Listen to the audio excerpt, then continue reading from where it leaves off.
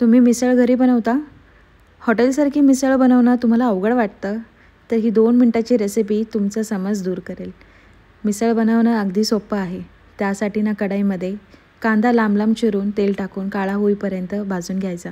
त्याच कढईमध्ये कांदा घालायचा आहे. तो छान भाजून घ्यायचा आणि मग त्यामध्ये थोडासा लसूण, अद्रक तेही छान परतून घ्यायचं.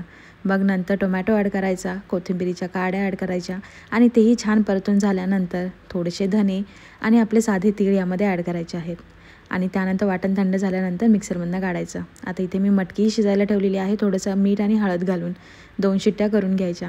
कढईमध्ये भरपूर तेल, जिरे, मोहरी, कढीपत्ता घालून छान फोडणी तयार करायची. केलेलं वाटण त्यामध्ये घालायचं आणि आता याला छानपैकी मिक्स करून घ्यायचं. मग नंतर घरातले सगळे मसाले त्यात घालायचे. इथे मी कलरसाठी काश्मीरी लाल मिर्च पावडर, कांदा लसूण मसाला, थोडासा शेवभाजी मसाला, हळद आणि लाल तिखट मिक्स केलेलं आहे. हवं तर तुम्ही इथे मिसळ मसाला वापरू शकता, पण माझ्याकडे अवेलेबल नव्हता. तेल सुटेपर्यंत याला भाजून घ्यायचं आणि त्यामध्ये मग गरम पाणी घालायचं. गरम पाण्याने कट लगेच सुटतो आणि मग शेवटी मटकी ॲड करायची आणि उकळी आल्यानंतर तुमचा कट एकदम रेडी आहे खाण्यासाठी. आता प्लेटमध्ये खाली फरसाण टाकायचं, त्यावरती हा कट टाकायचा, कांदा लिंबू तोंडीला घ्यायचं आणि मस्त ताव मारायचा. रेसिपी आवडली तर फॉलो करायला